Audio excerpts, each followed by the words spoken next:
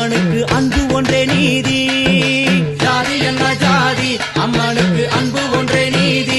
பெரிய பாளையத்தில் வந்து பாருங்கம்மா, இந்த செய்தியை சொல்லிடும் பூசைகளே. அம்மா அம்மன் அலங்காரம் தினம் தினம் காண வரம் வேணும். அம்மன் அலங்காரம் கண்டு விட்டா நம்ம குறை தீரும்.